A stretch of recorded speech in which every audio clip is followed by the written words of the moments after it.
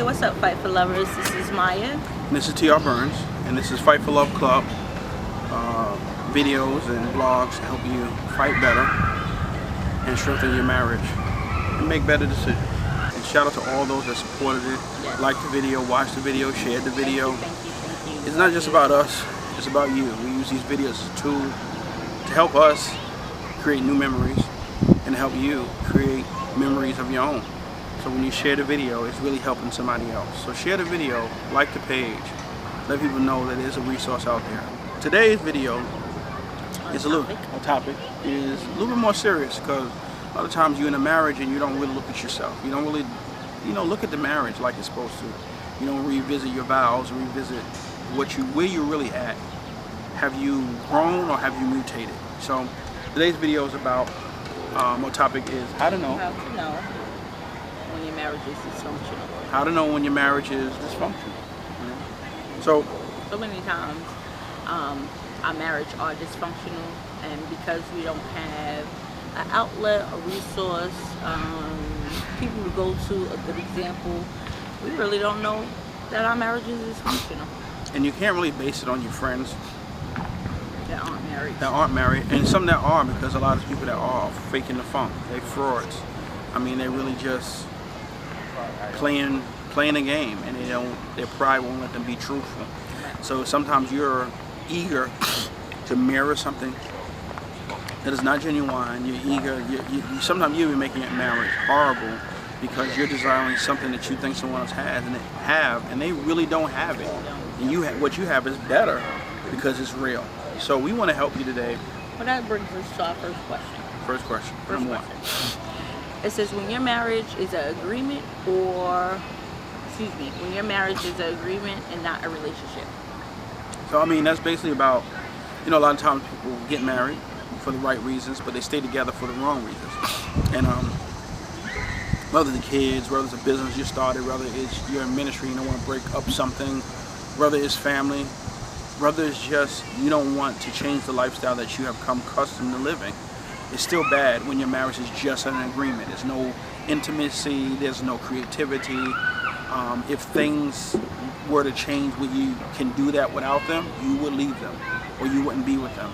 And so that's how you know, one way to know that your marriage is dysfunctional, because it's no longer about love, it's no longer about building a life together. It's about just maintaining and just existing because your pride or your lust or whatever it is that is keeping you there is not right. Now, we're not saying to leave the person. That's what I was about to say. And just because that may be your current situation or your current status, that doesn't mean that it can't change, because once upon a time we were dysfunctional and we were kind of blinded to the dysfunction as well.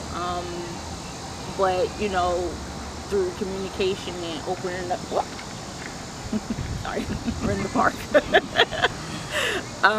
Just through communication and at getting frustrated at a certain point in our lives, and like I said, through the communication, it was like, all right, something has to change. There has to be some type of adjustment. What is wrong? What is the root of the problem? And once we realize that and open ourselves up to that, change happen. Yeah, I mean, it has to be a mutual decision to say we are just in an agreement right now. And a lot of times the underlining is love, but some of that underlining is also hurt. So you have to deal with the two factors. Do you love that person, and are you hurt? And then sometimes the love and the hurt, the mixture of the two, makes you say, well, I'm just going to exist in this relationship, and I'm not going to really determine to be happy with that person. So we begin to be happy with things or components of that relationship, but not really happy with that person. Right. So, we can honestly say that we're happy with each other, not things, not stuff, not good things that each other does. Like my wife is the best cook, or, she's, she's dope at different things, but that's not why we're married. We're married because we love each other and we want to build an empire together. And if that empire was to fall, then we have each other to rebuild it again. So. Very true. So. Okay. Next question. Sorry again. Got the animals. Yeah, we in the park. It's just everything out happening. Here, you got flies and birds and everything going on. So anyway, we're gonna move on to the next question. So we're talking about a dysfunctional marriage. How do you know you're in a dysfunctional marriage? And question number 2 is abuse. When abuse becomes a part of your normal interaction. Yep. Abuse is a part of many people's marriages, and they don't even see it. Now, first thing I want to define and understand, my wife is going to read, I guess, what is abuse, because some people say, well, I may not be in that same situation, that, I don't have bruises, I'm not being whooped on only, but abuse is, what it says, the dictionary. It says a bad effect or for a bad purpose, misuse. Let's see. Treat with cruelty or violence, especially regarding regularly and repeatedly. So That's abuse. the first thing, abuse can be physical. A lot of times people can be in a physical abusive relationship, and they love that person, but they continue to, they now believing that this is a normal, this is what it should be, this is how it is in an abusive relationship. And abuse can be tapping, grabbing, that can be harsh words, that can be demeaning, that can be, a lot of times it starts out like, oh, we're playing, but nobody plays with physical abuse. It's always a test or something, and it's a lot of times you may be in a relationship with someone you love dearly, and they're abusing you, or you're abusing them, because it's relationships where men and women abuse each other. They take turns. One hit one hit the other, and it becomes a normal for the police, so people get locked up, arrested, and some people have even gotten married trying to fix that by getting married, thinking that if we get married, then it would end the abuse. But the abuse propagates even the more, and it becomes the part of the lining. What you think that, that abuse is subtle. It's never, like Ike and Tina in the movies. If you watch that movie with Tina Turner, it started out as love, and then he smacked her once, grabbed the next, and then it became just a normal behavior that she accepted, and he accepted. So abuse also can be... Well, abuse is not just physical. Yeah. Abuse could be mental, emotional, verbal, and I think a lot of times people go through more of a verbal abuse than a physical, and again, not recognizing it as abuse and not recognizing it as dysfunction. And you have to define things as what they are, no matter if it hurts you, to say, hey, we are abusive. And that's where, when you're in an abusive situation, especially verbally, it starts out with the way you talk. There's no more caution in your conversation to one another. It's one thing to have an unfiltered, but it's one thing to just be totally disrespectful in how you talk. Abuse is also control. Yeah, abuse is control. Right. It's a misuse, right? Because a person is misusing you by controlling you or controlling you. We in the park. If a person is controlling you, they're misusing you, is what I was trying to say.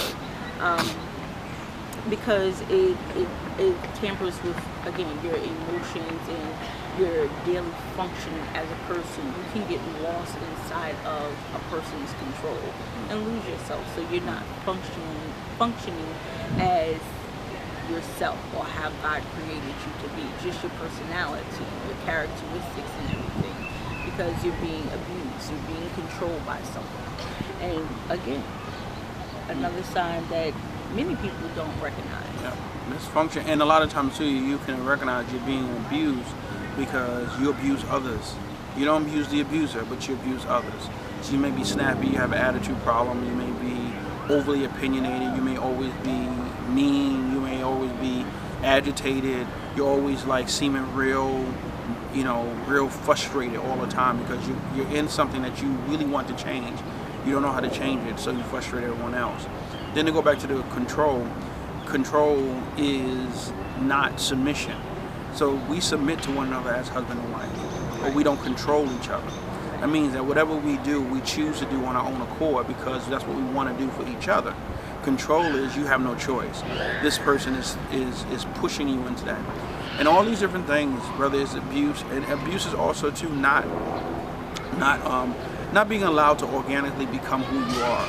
I'm not talking about a negative way. That means that whether it's a career, whether it's a dream, whether it's basically the person is is controlling your movements to the point where you don't feel comfortable being who you are, or even making a mistake or failing because you feel like your failure is going to create another incident in your life, in situations.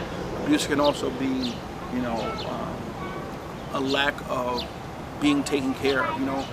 There can be sometimes men and women that refuse to participate in the financial responsibility of the home.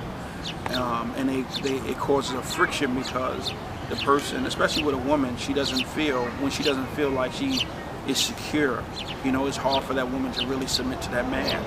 And that could be abuse when a man chooses not to be a man. He chooses to let his woman be the man, but still have the authority as a man over his woman. So would you say that's more like rejection than, we're talking about abuse, but would it be more rejection when the roles aren't played in it's dysfunction? It's dysfunction because dysfunction, right? even the woman is being dysfunctional because she's not demanding that her man be a man. It's a difference. My woman, my lady here, she brings money, she does things, but it's nothing like what I do. What I do is what I'm assigned to do. I'm supposed to have that answer for the family. I'm supposed to work. I'm supposed to make, creative ideas. That's what it's supposed to be. It should not feel comfortable with your wife taking care of you while you lay down, or you act like, I see a lot of men, they really act like they're a partner, but they don't do nothing. Their wife is doing everything while they just spend the money and don't even take care of their kids, Like, that's abuse. That's abuse because it don't matter how much you make, what you do make should be allocated as the man of the house for your family. Abuse is so deep, and you got to look at that. Abuse is lack of touch, lack of intimacy. If you have a relationship where you just have sex, but you don't have no foreplay, you don't have no intimacy, you don't date, you don't go nowhere, he or she never surprise you with anything, they don't say kind words to you, that is another form of abuse because your soul, your body, your needs that touch, that kiss, that how you been today, that affection, yeah, that's a good word, that affection.